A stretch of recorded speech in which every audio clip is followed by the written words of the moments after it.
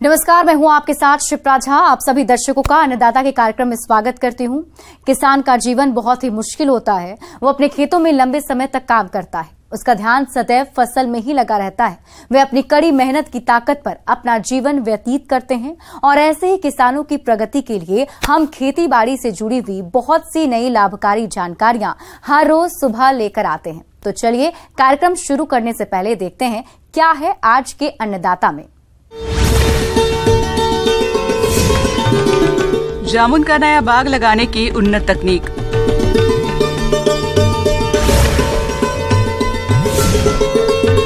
मूंग की फसल से अधिक उत्पादन लेने के उपाय।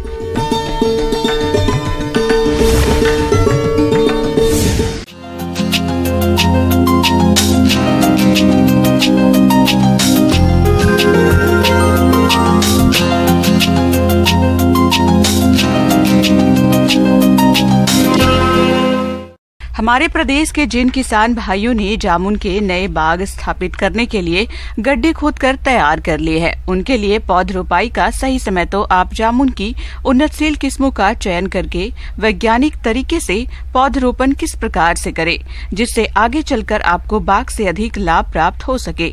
इसके समस्त जानकारी दे रहे हैं फल अनुसंधान केंद्र इटखेड़ी जिला भोपाल के वरिष्ठ कृषि वैज्ञानिक डॉक्टर RK जायसवाल।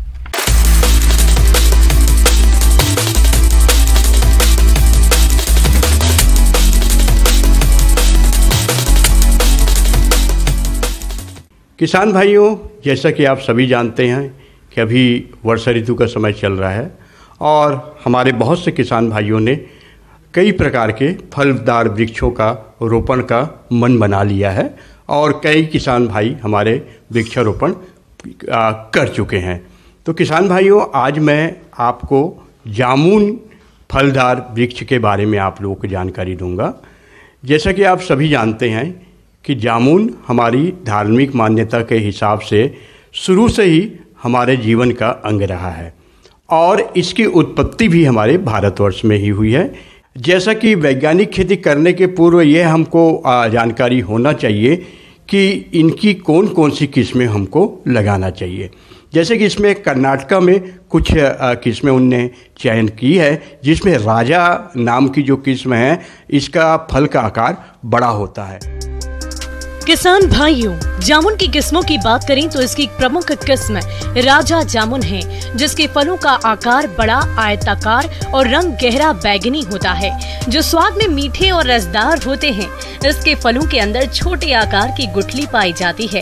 इसके अलावा केंद्रीय उपोषण बागवानी संस्थान रहमान खेड़ा लखनऊ से विकसित की गई नई किस्में CISHG 45 और CISHG 37 है। आप इनका भी चयन करके लगा सकते हैं। पौधों की प्राप्ति के लिए आप केंद्रीय उपोषण बागवानी संस्थान रहमान खेड़ा लखनऊ में संपर्क कर सकते हैं। जामुन की ये जो आपकी किस्में और जो प्राप्त करने हैं पौधे, आप विश्वसनीय नर्सरी से ही अपने को प्राप्त करना चाहिए।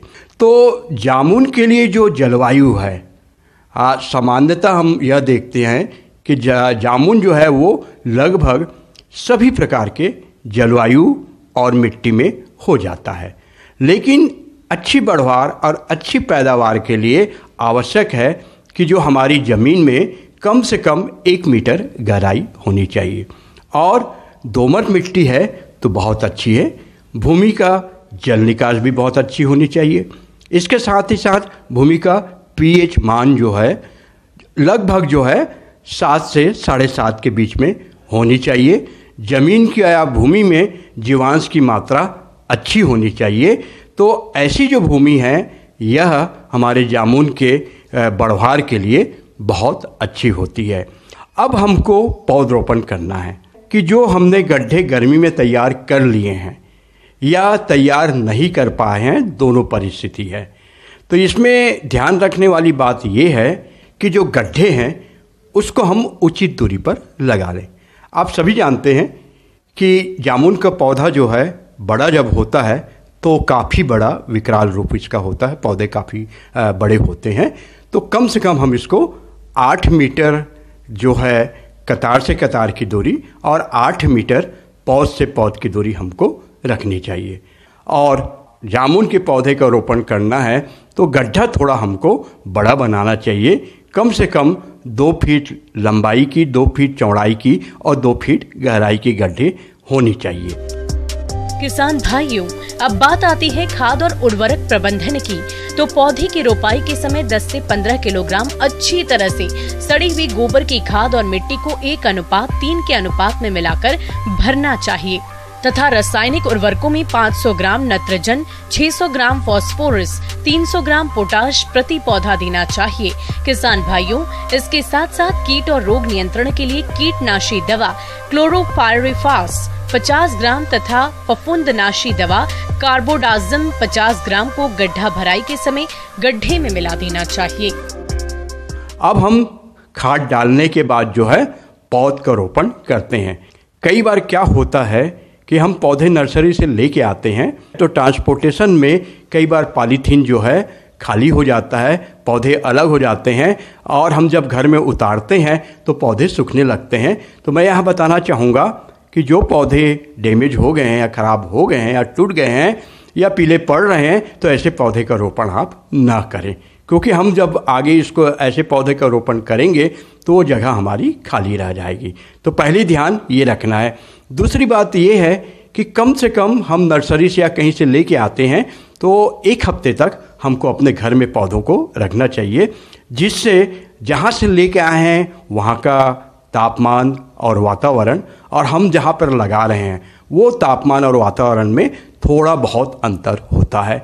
यदि हम 7 दिन तक उसको अपने पास में रख लेते हैं और इसके बाद जो पौधा हमारे स्वस्थ होते हैं उस पौधे को हम रोपण के लिए उपयोग करें। जब हम लगाने के लिए पौधा लेके आते हैं पीठ के पास या गड्ढे के पास में, तो जो पूर्व में जो गड्ढे आपने भर चुके हैं तो उस गड्ढे से उतना ही भाग मिट्टी हम निकालते हैं जितना अपना पॉलीथीन का होता है। इसमें ये ध्यान रखने वाली बात है कि पॉलीथीन को जब हम फाड़ के निकालते हैं तो ये ध्यान रखें किसान भाइयों कि इसमें जो पिंडा बना हुआ है वो पिंडा बिखरे ना। और कई बार ये होता है कि हम जब पौधरोपण करते हैं तो वो मिट्टी को फेंक देते हैं और नेक्ड मतलब जो है कि जड़ समेत उसको लगाते हैं। तो ऐसा बिल्कुल ना करें, पॉलीथीन अलग कर लें और पूरे पौधे को जो है आप पिंडा समेत जितना आपने या जो गड्ढे से मिट्टी हटाए हैं उसमें हम बहुत प्रेम पूर्वक इसका पौधरोपण हमको करना चाहिए। पौधरोपण करते समय और ध्यान देने वाली बात यह है कि हम मिट्टी को अच्छे से दबा दें। अब पौधरोपण के बाद तो तुरंत हमको सिंचाई भी उसमें कर देना चाहिए, जिससे तुरंत उनकी जड़ों को पानी मिल जाता है तो पौधे बहुत जल्दी आपके जो है स्थापित हो जाते हैं और इसमें मरने की संभावना को हम कुछ हद तक कम कर सकते हैं। हमने बहुत प्रेम पूर्वक पौध का रोपण कर दिया है और पौधे यदि बड़े हैं तो गिरने लगते हैं। तो मैं आपसे निवेदन करता हूं कि यदि आप पौधे लगाए हैं तो एक बांस की डंडी पौधे की सपोर्ट के लिए आप जरूर लगा दें, जिससे पौधा सीधा खड़ा रहेगा। तो आप इसमें जरूर लगाएं। तो किसान भाइयों, पौधरोपण करते समय यदि इन सावधानियों को हम ध्यान रखते हैं तो मैं यहाँ पर आप लोग को बताना चाहता हूँ कि आपके पौधे कभी मर नहीं सकता। किसान भाइयों, अब लेते हैं एक छोटा सा ब्रेक।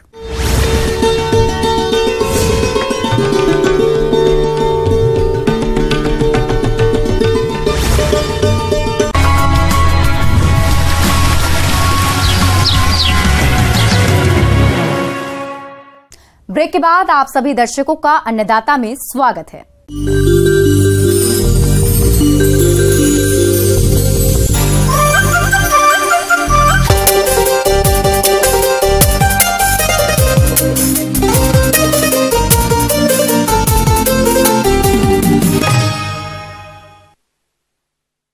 खरीफ मौसम में मूंग की खेती अपने राज्य में कई किसान भाई करते हैं और जिन किसानों ने मूंग की देरी से बुआई की है तो उनकी फसल अभी बढ़वार और पुष्पन की अवस्था में होगी और इस फसल से अच्छा उत्पादन मिले इसके लिए आपको फसल में खरपतवार नियंत्रण करते हुए सिंचाई और कीट रोग नियंत्रण पर विशेष ध्यान देना होगा। तो आप किस तरह से करें इन सभी कार्यों को, इसकी समस्त जानकारी दे रहे हैं कृषि विज्ञान केंद्र मुरैना की विषय विशेषज्ञ रीना शर्मा।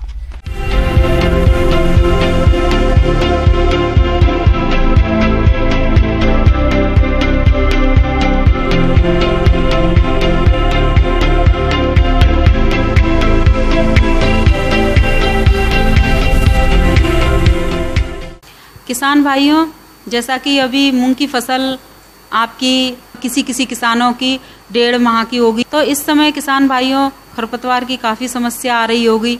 और यदि हम खरपतवार का नियंत्रण सही समय पर नहीं करते हैं तो सबसे पहले तो आपकी जो मुख्य फसल है उसका जल, प्रकाश और जो मिट्टी में पोषक तत्वों की जो मात्रा है वो सब किनके द्वारा ले ली जाएंगी? खरपतवारों के द्वारा। और जो आपकी मुख्य फसल है वो आपकी बहुत कमजोर हो जाएगी, जिससे उत्पादन पर बहुत अंतर पड़ेगा।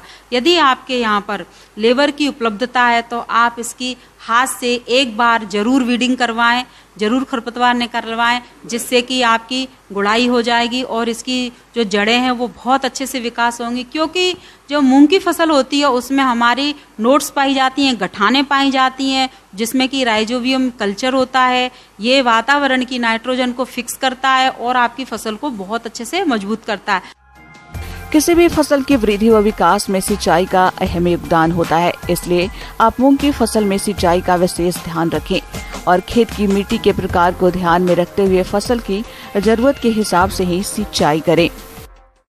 किसान भाइयों, खरीफ की फसल है, इसमें जल निकास और जल प्रबंधन का विशेष ध्यान रखा जाता है, क्योंकि खरीफ में कभी कभी पानी लगातार बरसता है और कभी कभी पानी नहीं बरसता। कभी कभी पानी इतना बरसता है कि आपके खेत पूरे भर जाते हैं, तो उसके लिए हमें आड़ी या बेड़ी जो हमारी नालियां हैं वो हम उसमें बना दे, ताकि पानी समय रहते पूरा निकल जाए और हमारी फसल की जड़ों को नुकसान ना पहुंचाए। यदि पानी नहीं बरसता है तो ड्राई स्पेल आ जाता है। लंबे समय में यदि पानी ना, तो हम खेत की स्थिति को देखकर उसमें आप हल्की सिंचाई या ज़्यादा सूखा है, ज़्यादा समय हो गया तो भारी सिंचाई इसमें आप कर सकते हैं और इसका उत्पादन आप बहुत अच्छे से ले सकते हैं किसान भाइयों। इसके अलावा मूंग की फसल में इलियो का प्रकोप होता है। यह इलिया पहले मूंग की कोमल पत्तियों और टहनियों और फूलों को खाकर नुकसान पहुंचाती है और फली आने पर फलियों में छेद करने पर दाने को खराब कर देती है, जिससे मूंग के पौधे का पूर्ण विकास नहीं हो पाता है और उत्पादन में कमी आ जाती है। इसलिए आप कीट प्रकोप की प्रारंभिक अवस्था में नीम तेल की 5 मिलीलीटर मात्रा को प्रति लीटर पानी के हिसाब से घोल बनाकर छिड़काव करें। यदि कीट प्रकोप आर्थिक क्षति स्तर से अधिक हो तो रासायनिक नियंत्रण के लिए आप इंडोस्कार्ब दवा की मिलीलीटर मात्रा के प्रति लीटर पानी के हिसाब से घोल बनाकर छिड़काव करें, तो इलियो का नियंत्रण आसानी से हो जाता है। अब किसान भाइयों, बात आती है एक पीला मोजेक आता है इसमें, जो कि पूरी खेत में कहीं कहीं आपको दिखाई देगा पहले शुरुआती समय में। तो आप तुरंत उस पौधे को उखाड़ें और निकटतम कृषि विज्ञान केंद्र के जो कीट वैज्ञानिक हैं उनसे संपर्क करके, उनसे चर्चा करके, उनसे पूछकर जो आपके यहाँ पर स्थानीय बाजार में जो भी दवा है उसको लेकर आएं और बताए हुए डोज के हिसाब से आप अपने खेत में उसको डालें, जिससे कि आपका येलो मोजेक रोग जो है वो कंट्रोल हो और हमारी फसल बहुत अच्छे से हो जाए। आज की इस मूंग की सामुदायिक चर्चा में मैंने आपको जो भी बिंदुवार जो भी चर्चा की है, यदि आप इसका विशेष ध्यान रखते हुए यदि आप अपनी फसल लेंगे तो आपको निश्चित ही बहुत अच्छा लाभ मिलेगा। आगे और भी है खेती बाड़ी से जुड़ी हुई बहुत सी रोचक जानकारियां। यहाँ रुकेंगे एक और छोटे से ब्रेक के लिए।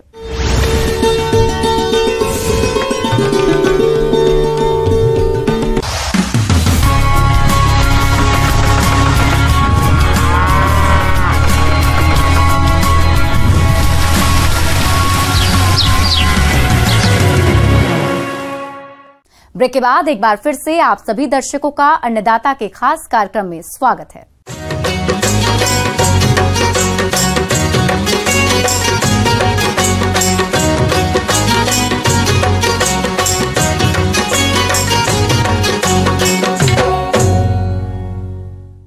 हमारे प्रदेश के अनेक किसान भाई भिंडी की खेती करके अच्छा मुनाफा कमाते हैं, लेकिन कभी कभी उनकी फसल में कीट और रोगों का प्रकोप होने लगता है, जिसकी वजह से भिंडी के उत्पादन में कमी आ जाती है और आपके सामने इस तरह की समस्या नहीं आए।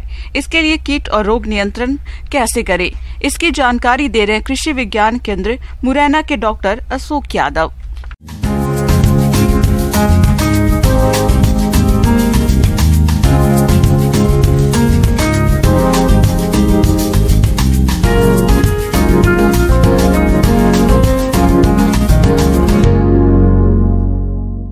सब्जियों में भिंडी की फसल का अपना एक विशेष महत्व है और ये महत्व इसलिए और बढ़ जाता है क्योंकि भिंडी की जो फसल है वो लगभग 40 दिन से इसकी शुरुआत हो जाती है। क्यों हमारी कुछ ऐसी किस्में आ रही हैं जो 40 से 45 दिन में जिनमें जो है फलन शुरू हो जाता है और उसका हमारे किसान भाई अच्छा मूल्य प्राप्त कर सकते हैं। हमें जो है फसल सुरक्षा के ऊपर ध्यान देने की बहुत बड़ी आवश्यकता होती है क्योंकि भिंडी में कुछ ऐसे कीट आते हैं या ऐसी कुछ बीमारियां आती हैं जो हमारी जो खड़ी फसल में जिनका नियंत्रण करना हमें थोड़ा सा कठिन हो जाता है। खासकर जो है रस चूसने वाले कीटों में आपको एफिड और जैसिड की कई बार समस्या देखने को मिलती है। दूसरा वाइट फ्लाई की समस्या भी हमें देखने को मिलती है। तो ये जो रस चूसक कीट हैं ये हमारी भिंडी की फसल पर जो है चिपक कर और जो उससे रस चूसते हैं जिससे कि हमारी जो फसल है ये हमारी फसल कमज़ोर हो जाती है और जो हमारे उत्पादन पर इसका विपरीत प्रभाव पड़ता है। तो इसके प्रबंधन के लिए हम जो है जो हमारे जो कीटनाशक हैं खासकर जो हमारे जो ऐसे कीटनाशक जो जिनको जो है सिस्टमिक इंसेक्टिसाइड हम बोलते हैं, ऐसे कीटनाशकों का उपयोग हम इसमें कर सकते हैं। जैसे हमारा एसिटामाप्रिड है, इसको हम जो है लगभग 100 से 125 ग्राम प्रति हेक्टेयर के हिसाब से इसको हम ले सकते हैं। हम जो है मेथाइल डेमेटोन का हम उपयोग कर सकते हैं। हम जो है इमीडाक्लोपिड का हम उपयोग कर सकते हैं। इन कीटनाशकों का उपयोग हम जो है रस चूसक कीटों के प्रबंधन में हम कर सकते हैं। किसान भाइयों, भिंडी की फसल को सबसे अधिक नुकसान तना और फल छेदक कीट द्वारा पहुंचाया जाता है। यदि आपने समय रहते इसका नियंत्रण नहीं किया तो भिंडी की फसल पूरी तरह से बर्बाद हो सकती है, जिससे आपको भारी नुकसान होगा। इसलिए आप इसकी पहचान कर नियंत्रण जरूर करें। कई बार जो है भिंडी में हमें जो है फल वेदक है उसकी समस्या भी देखने को मिलती है। तो फल वेदक के लिए सबसे पहले तो हम जो है जैविक कीटनाशकों का उपयोग करें। जैसे VDK आता है, बैसिलस thuringiensis, ये जो है लगभग 1 किलोग्राम प्रति हेक्टेयर के हिसाब से हम इसका भी उपयोग जो है कर सकते हैं। हम स्पाइनोसाइड का उपयोग कर सकते हैं। ये जैविक कीटनाशी हैं, इनका जो है आपके जो फल वेदक है उसके प्रबंधन में बहुत अच्छा ये लोग ये काम करते हैं। इन इल्लियों के नियंत्रण के लिए खेत में फेरोमोन ट्रैप लगाना चाहिए। इसके अलावा रात्रि के समय खेत में प्रकाश प्रपंच की भी व्यवस्था होनी चाहिए और इल्लियों की शुरुआती अवस्था में जैविक नियंत्रण के लिए नीम तेल 5 मिलीलीटर प्रति लीटर पानी के हिसाब से घोल बनाकर छिड़काव करें। यदि कीटों का प्रकोप आर्थिक क्षति स्तर से अधिक हो तो इनके रासायनिक नियंत्रण के लिए इमामेक्टिन बेंजोएट दवा की 10 ग्राम मात्रा को 15 लीटर पानी के हिसाब से घोल बनाकर छिड़काव करें। इसके अलावा वाइट फ्लाई की कंट्रोल के लिए विशेष तौर पे हमें जो है निगरानी की आवश्यकता होती है, क्योंकि वाइट फ्लाई एक ऐसा कीट है जो भिंडी की फसल में जो है येलो मोज़ेक डिसीज को फैलाने का कार्य करता है। तो इसके प्रबंधन के लिए हम जो है भिंडी की जो रोग प्रतिरोधी जो किस्में हैं, खासकर जो है आपकी येलो मोज़ेक जो बीमारी है इसके प्रति जो प्रतिरोधक क्षमता रखने वाली जो किस्में हैं उनका हम चयन करें। उसमें जैसे BRO6 है और दूसरी जो कई अच्छी जो किस्में आज मार्केट में आजकल उपलब्ध हैं, ऐसी किस्मों का हम चयन करें जिससे कि जो हमारी फसल में जो है येलो मोज़ेक डिसीज की समस्या ना आए। और इस समस्या को रोकने के लिए शुरुआत में हम बीज उपचार करें हमारा जो है इमीडाक्लोपिड से, जिससे कि जो है आगे आने वाले समय में इसका जो है रोग की समस्या न बढ़े। विशेष तौर पर हम जो ध्यान देने की आवश्यकता होती है, अगर इस कीट का जो प्रकोप हमारी भिंडी की फसल में देखने को मिलता है तो हम जो है एसिटामाप्रिड या थायोमेथाक्सम का उपयोग करें और उससे हम इस कीट का प्रबंधन करें। लेकिन मैं यहाँ पर एक विशेष तौर पर हमारे जो किसान भाई हैं उनको ये बताना चाहूँगा, क्योंकि भिंडी एक ऐसी फसल है जो हमारे डेली यूज में हमारे काम आती है। तो जब कभी भी अब अगर हमें कीटनाशक का छिड़काव अपनी तो उस समय करना चाहिए जब हम अपनी फसल को तोड़ने के बाद और उसके बाद उसका उपयोग करें, और जिससे कि उसका जो वेटिंग पीरियड है उस कीटनाशी का वो उस समय तक निकल जाए, उसके बाद ही हम दूसरी तोड़ाई करें। तो अगर इन चीज़ों का अगर हम ध्यान रखते हैं तो हम ये पाते हैं कि जो हमारी भिंडी की जो फसल है उससे हमारे किसान भाई बहुत अच्छा उत्पादन प्राप्त कर सकते हैं।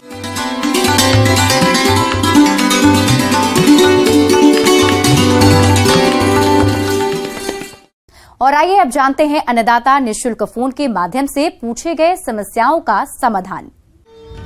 अन्नदाता निःशुल्क फोन संपर्क सेवा के माध्यम से पूछे गए प्रश्नों में से आज हमने जिस प्रश्न को कार्यक्रम में शामिल किया है उसे पूछा है ग्राम मटियार, जिला रतलाम के कृषक अनूप भदौरिया ने। ये नींबू घास की खेती के बारे में जानकारी चाहते हैं। तो अनूप भदौरिया जी, आपकी जानकारी के लिए प्रस्तुत है कार्यक्रम का ये अंश।